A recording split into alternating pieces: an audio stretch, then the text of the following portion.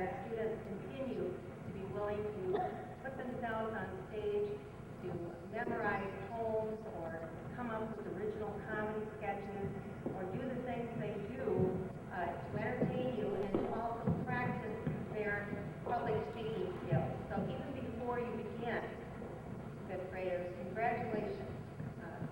You did a very good job. And I know what you have to offer today is going to be both entertaining and educational for you. I think you're going to learn some things that you already have along the way. For the adults in our audience, this is kind of a stepping stone project. We will have 5 groups that will be participating in the regional Performing Arts Fair, and that takes place this Thursday. It's going to happen at Yalesville. About 13 schools take part in this activity, and they all bring their top performers, and we do a fair there. And our students who this morning came out on top as far as the judging that took place at roughly 10 o'clock this morning will be participants in that, and they will have an opportunity to be judged by someone else, but they will also have an opportunity to see other fifth graders perform. And I think that is always a good experience too, to see how well fifth graders can do, and also to see how well they can do, how they measure up to others across the state. So again, welcome to everyone. Fifth graders, take a deep breath.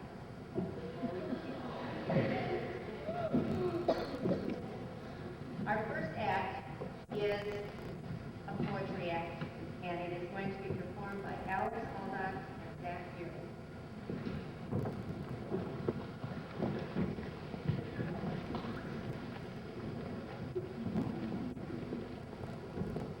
Hi, I'm Alex Baldock, and I'm Zach Dearden. We're here to do a poem about us by Shelby Silverstein. Me and him and me, we're always together, as you can see. I wish he'd leave so I'd be free. I'm getting a little bit tired of being. And he may be a bit bored with me. On movies and ladies, we cannot agree. I like to dance, he loves to speak. He likes the mountains, I like to see. I like hot chocolate, he wants to see. I want to sleep, he has to pee. Neither a dollar and cat in your face. But I guess there's worse things we could be. Instead of 2, we could be 3. Me and him and me.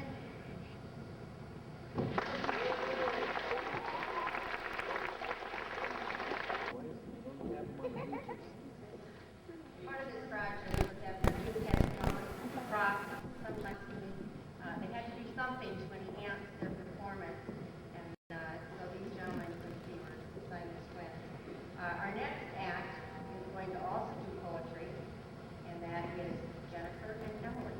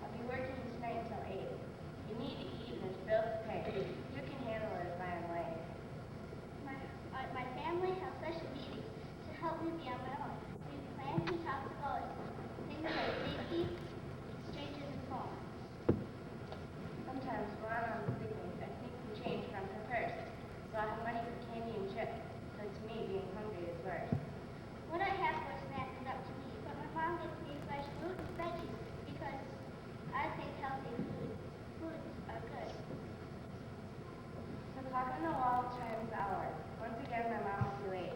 She won't let me what she knows, and it makes me feel I don't right. Sometimes things happen to change our routine, so Mom tries to leave me a note to tell where she's gone and when she'll be back, or if I have a new responsibility. It's fun when I'm left on my own. No one's there to see what I do. I can hang on the phone for hours, or even make a prank phone call.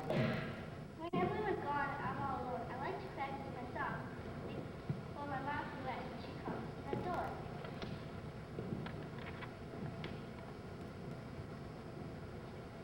When I get home, I crank up the tune. Now the neighbors can hear my CDs. But I don't have any video games, though I know I'm supposed to leave. I always try to keep busy by doing my homework or chores. There's so much to do and so little time. I hardly have time to get bored. I don't take on anything that's not for fun, but that will make extra work for me. It's hard enough getting my homework done while watching cartoons on TV.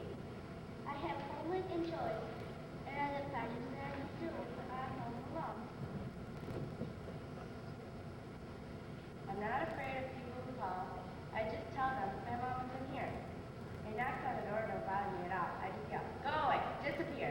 Mom doesn't have to deal with any strangers because an open door may lead to danger. And taking messages is what our answering machine is for. Without any guidance, it's hard to tell if the things I'm doing are right.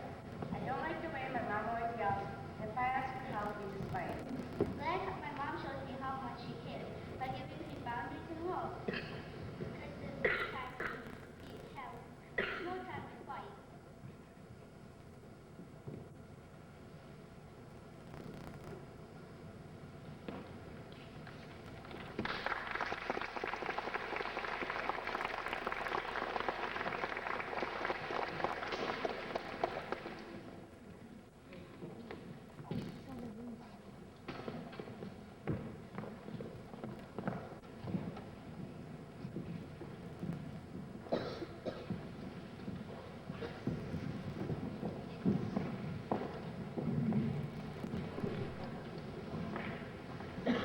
We're back to poetry, and we have a duo that is going to be performing another Silverstein poem, and that is Laura and Miranda.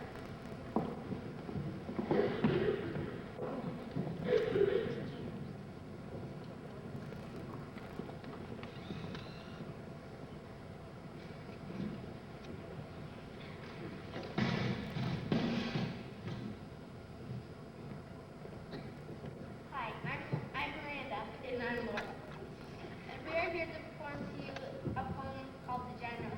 written by Silverstein. The general prayed to General Lord, and must we fight this silly war? To kill and die is such a lord. And quite agree to General Lord. To General Lord, to General Play. We could go to the beach today and have some ice cream on the way. A grand idea to General Play. To General Play, to General Board. We'll build jackasses on the shore. We'll splash and play. Let's leave right now to General Play. To General Lord, to General Play. But what if the sea is cold today? And what if the sand is blown away? A dreadful thought to General Play. To General Lord, to General Play. I've always feared the ocean's great, and we may drown. It's true, we may, and chills my blood to General Play. To General Board, General Play to General Board. My bathing suit was likely torn. We'd better go on with our war. Quite agree to General Lord. Then General Play charged General. And bullets flew, and cannons were boom. And now, alas, there is no more of General Play. Or General Lord.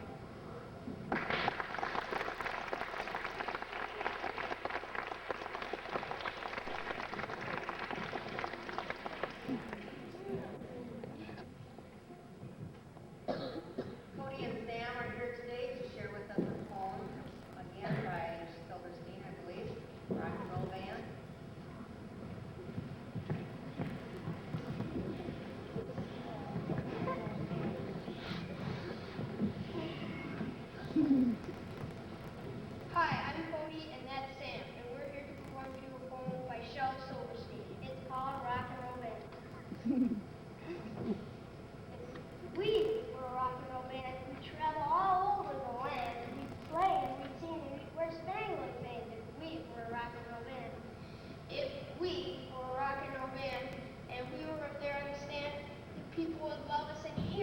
spirits. Hooray for that rock and roll band.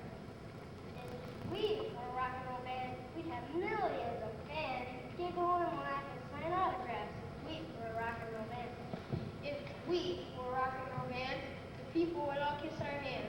We'd be millionaires and have extra long hair. If we were a rock and roll band. Well, we ain't no rock and roll band. We're just two kids in the sand with homemade guitar, tails, and jars, and drums and a potato chip in. Just two little kids in the sand, talking and waving our hands, and thinking and dreaming, oh, wouldn't it be grand if we were a rock and roll band?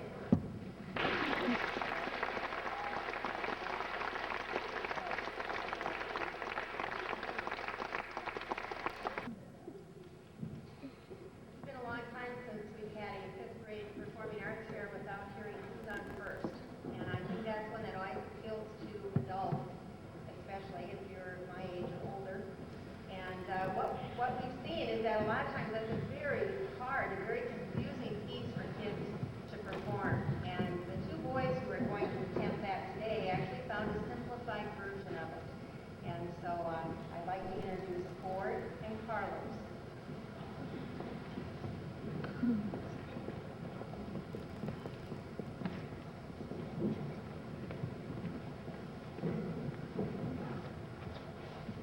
I'm Cody. And I'm Carlos. We're going to be performing a comedy strip, Who's on First. Written and made and spelled by Bud Abbott and Lou Costello. Hey Abbott, tell me about this new boss in town. I hear they're really good. They are stuff. Well, who's on the team? What are their names? I'll tell you, these players, The sheriff's funny names, some goofy names. Well, for example, who's on first base? who? That's what I want to know. Who's on first? Who? Who? Who? Who is the first baseman? That's his name. Who? Who is his name? Right, his name is who? So someone named Who is playing first base? I said, And I see.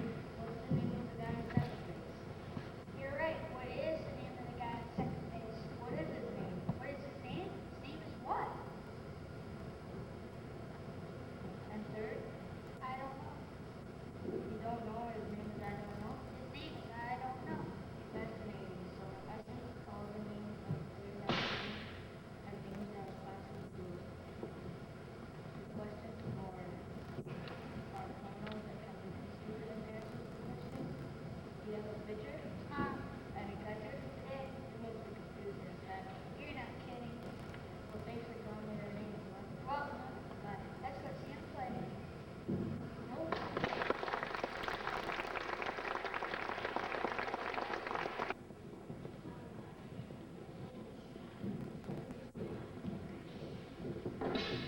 We know that every parent thinks their kids are smart and wants their kids to be smart. And so our next performer has a poem that is actually entitled Smart. And she would like to share that with you today. And that would be Megan.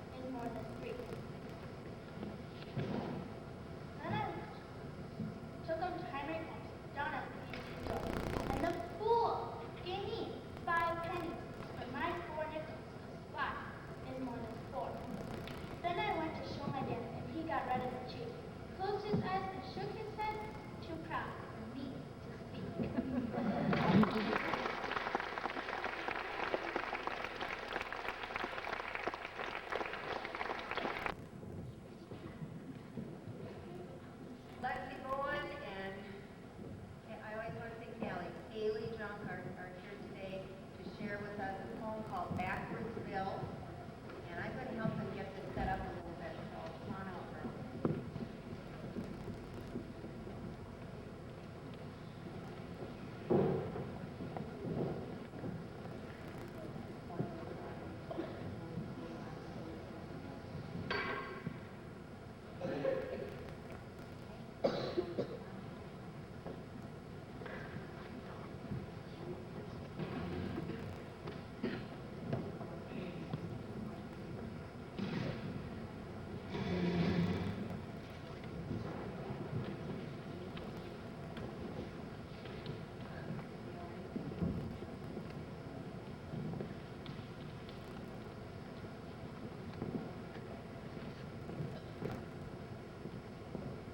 Hi, we're here to perform for you a poem called Backward Bill by Silverstein.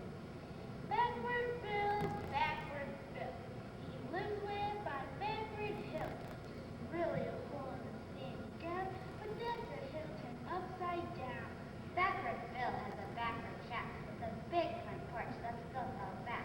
You walk through the window and look out the door, and the cellar is up on the very top floor. Backward Bill, he rides like the wind. Don't know where he's going, but he's where he's been. His shoes, they go in, and sports goes playing. His phone goes there, it never goes in. Backward Bill has a backward pup. They eat their supper when the sun comes up. And he's got a wife named Backward Bill. She's my own shoe. Hey, says Backward Bill. Backward Bill was head up his shoes and puts on his underwear over his clothes. And comes to payday, he pays his boss and rides up his smiling, carrying his heart.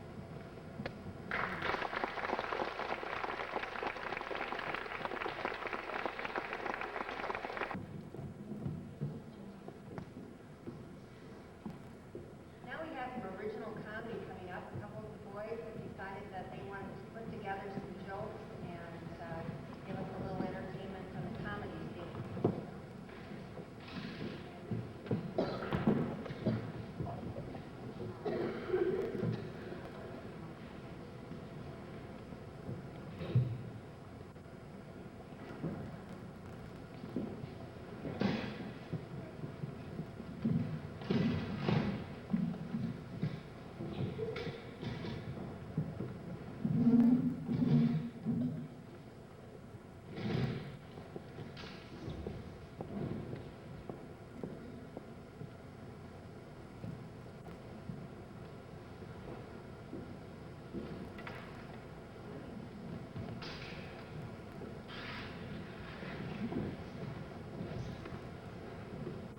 Hi, my name is Will. My name is Carson. We would like to perform for you today an original comedy sketch we call NFL Prime Time. Welcome to NFL Prime Time. Folks who are watching today, we have a treat for you. What's that? The top 8 jokes of the week. Number 8. Hey Carson, you know I just love football. Me too. What's your favorite position? Well, let's see. My favorite is probably linebacker, and on our team, our linebacker is so strong that he can pitch horseshoes. Well, that doesn't seem so hard. Let's pitch horseshoes, not while they're still on all fours. Number 7. Say, Will, what do you call your person who lives in the church cover and plays football? The halfback Notre Dame. Number 6. Will, what does the football coach say to the giant fumbling ball? Speed, 5, 4, fumble.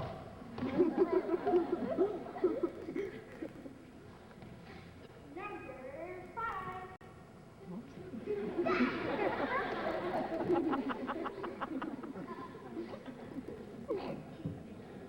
Football is sure fun to watch, but I have an idea for making it even more entertaining and give the quarterback something else to think about. What's that? Let's our each middle linebacker coconut custard pie.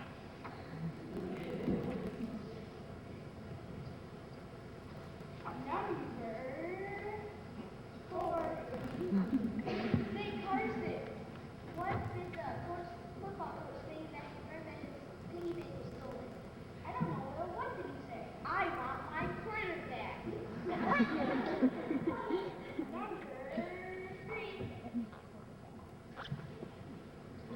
is sure is glad I'm staying in football. Well, Coach Hager always says, if you see a defensive line slide down their backs, they had a bad day.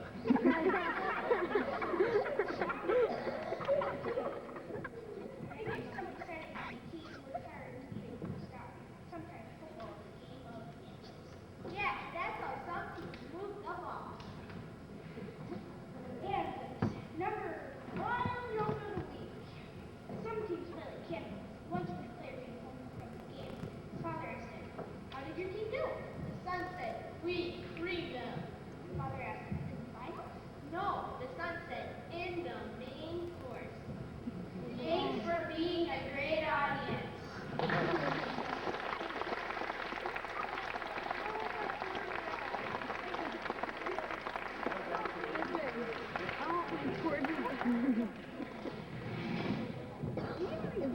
If anything, I want my quarterback.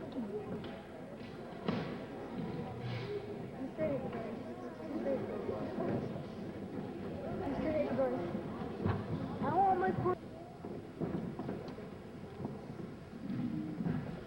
I think every fifth grader is going to know who Bud Abbott and Lou Costello were, by the time they're finished with this program, because not only is Who's on First a favorite, but we were able to find other pieces that were actually imitations of Who's on First. And our next performers found that and are here today to share with you their rendition of Who's on First, which is called Abbott and Lou by a Computer. Okay. Angela and Laura.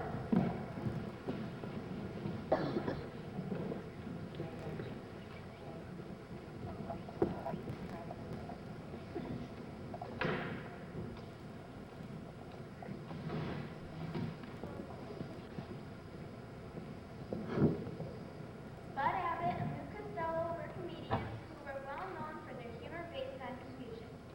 Picture you're going to perform is an imitation of their style based on Who's on First. It is called Abbott and Costello by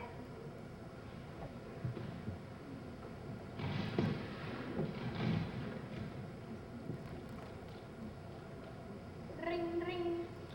Super duper computer store, I can help you? Yes, I am setting up an office and I am thinking about buying a computer. Ma'am? No, the name is Lou. Your computer. I don't own a computer, I'd like to buy one. Ma'am? I told you my name is Lou. What about Windows? Why? Look at the stuff in here.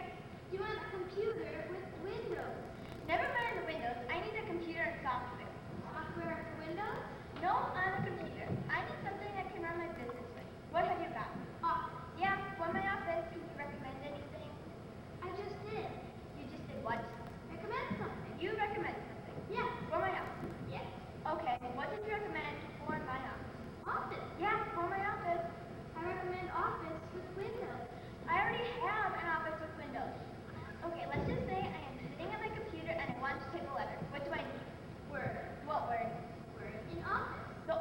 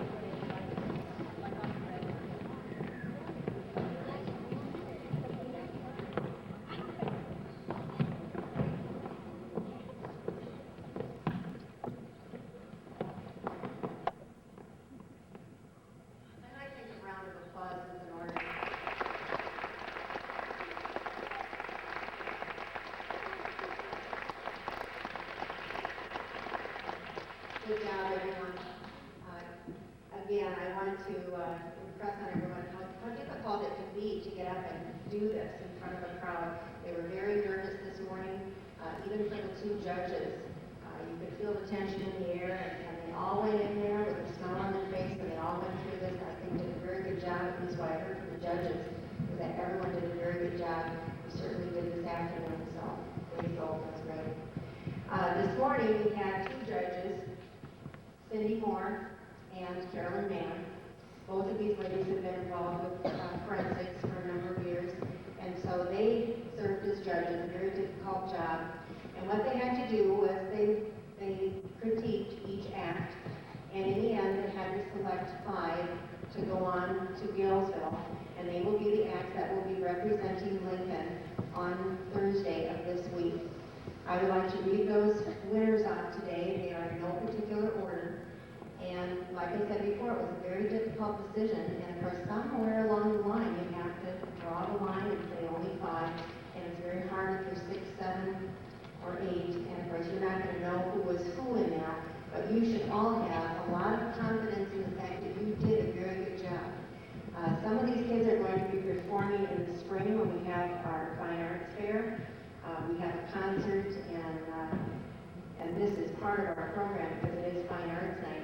And so you've probably seen some of these again. In no particular order, these people will be going on to Galesville. And if you would just step forward and take a bow when I read your name. Tyrell Mitchell.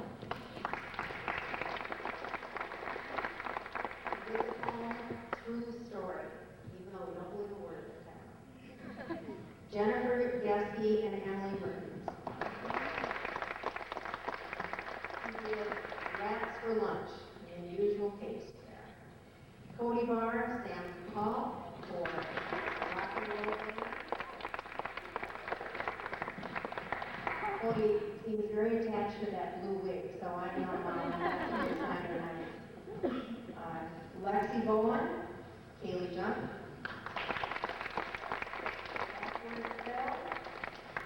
and Computer Store, Angela Patterson and Laura Wright.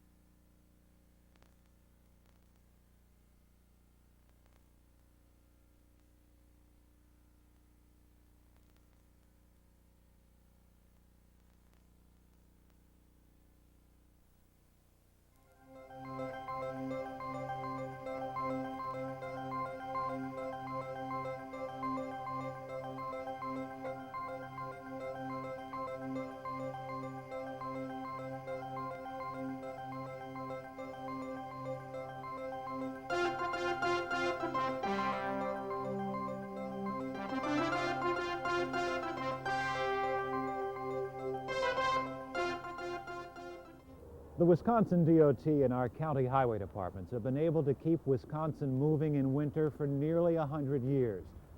We've done a good job, but we also know we need to continually review how we do things. For instance, during the unusually harsh winter of 2000 to 2001, we ran short of road salt. So to help stretch that supply, we asked county highway departments to reduce service from what was described in the winter maintenance manual. But it became apparent that not only our county highway departments, but also our district personnel had different interpretations of service expectations.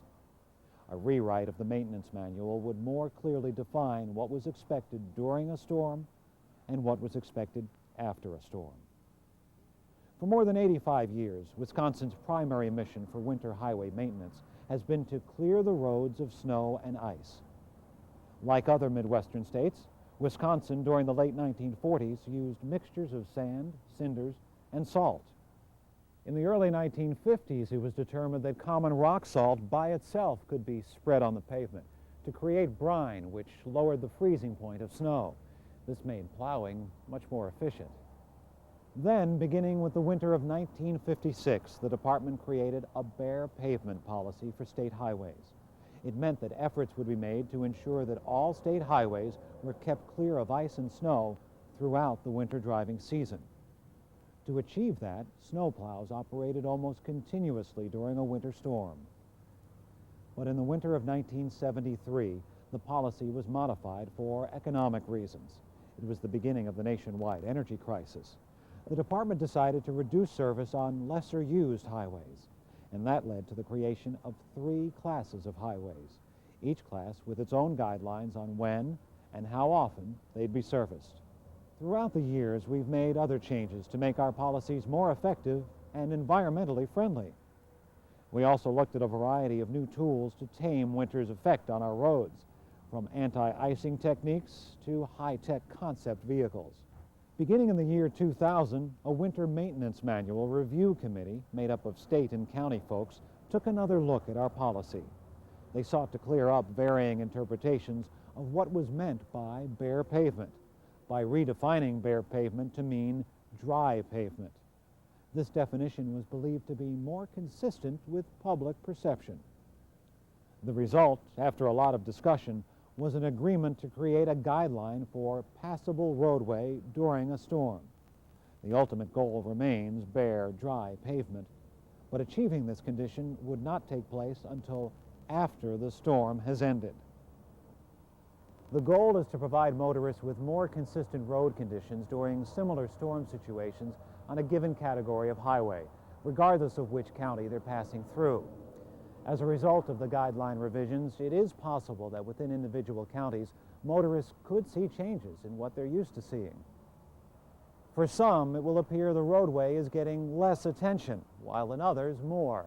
Either way, motorists should always adjust their driving to the existing conditions. We also looked at the way the majority of county highway departments tackled storms on the various state-maintained highways. We found that they used basically 5 different strategies. These differed depending on variables such as highway type and traffic volume. So we created 5 highway categories to better reflect what is really going on. Under the revised guideline, county highway departments are asked to provide a passable roadway during a storm. A passable roadway is one that is free from drifts, snow ridges, and as much ice and snowpack as practical, and that can be traveled safely at reasonable speeds. A Category 1 highway is a major urban freeway or multi-lane highway, such as the Milwaukee County Freeway System, the Madison Beltline, or I-39 through Wausau. For Category 1 highways, all lanes and ramps will be maintained to the highest level practical. Category 2 highways are high-volume, multi-lane highways with greater than 25,000 vehicles per day. Some enumerated 4-lane highways with less than 25,000 vehicles per day, and some 6-lane highways. For Category 2 highways, all lanes and ramps will be maintained equally, with emphasis on plowing and sensible salting. Category 3 highways are all other 4-lane highways with fewer than 25,000 vehicles per day. For these highways, all lanes will be maintained with emphasis on plowing and sensible salting. But the driving lanes and ramps will receive preferential treatment. Passing lanes will be maintained primarily through plowing with some salting. Category 4 highways are high-volume 2-lane highways. On Category 4 highways, the driving lane will be maintained with emphasis on plowing and sensible salting. And Category 5 highways are all other 2-lane highways. Category 5 highways will be maintained primarily by plowing and minimal salting. There will be some exceptions, such as when winter storms occur one right after the other, and it's not possible to achieve passable roadway conditions and subsequently bare, dry pavement between the events. The severity of a winter storm event, roadway temperatures, and availability of resources, along with other factors, will dictate how soon passable roadway conditions and subsequently bare, dry pavement can be obtained. Also, it may be deemed appropriate to use extraordinary means when impending weather or an influx of traffic, such as prior to a holiday, is anticipated. Another exception can occur when the Wisconsin DOT, because of budget restrictions or unavailability of de-icing chemicals, has requested that counties reduce the level of effort or passable roadway condition expectations during the winter storm event.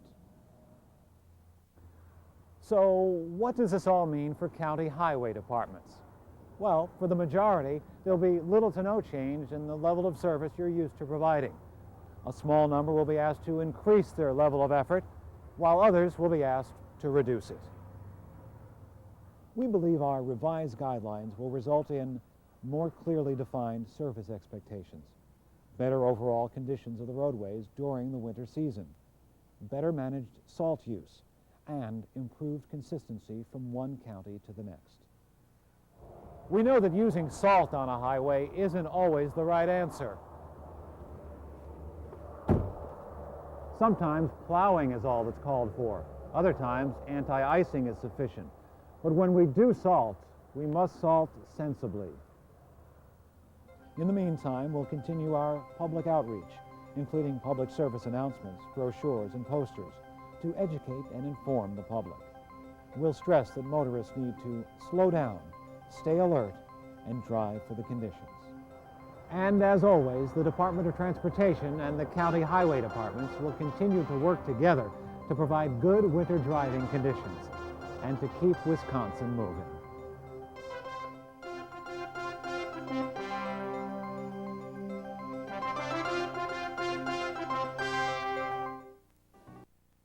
When property is at risk and lives are at stake, we get moving.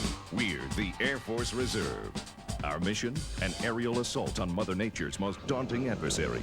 We're there working to save our forests, to save our communities, and to save lives. Air Force Reserve aerial firefighting may be a part-time job, but it's a full-time experience, and just one of many exciting careers in the Air Force Reserve. Call 800-257-1212. Air Force Reserve, above and beyond. This is Matt Burke of the Minnesota Vikings. Matt helps the United Way build stronger communities by supporting educational programs developed to help kids succeed. Matt went to Harvard. Where does lightning come from? Well, first we must understand the nature of atoms. Atoms are made up of positively charged protons and uncharged neutrons. This dynamic is called the electromagnetic force. Well, doesn't it come from the sky? Yeah. Thank you. Matt Burke. He went to Harvard. Yo, what's up, baby? Wanna learn some history? Check it out. Your GED right here, guaranteed, man. The National Center for Family Literacy. Yo, I got your arithmetic right here. Because you can't get your GED on the street. Call 1-877-FAMLIT1 for info on free family learning classes. When your child gets sick with the usual illnesses an unusual number of times, it could be an immune deficiency called PI. Get the warning signs.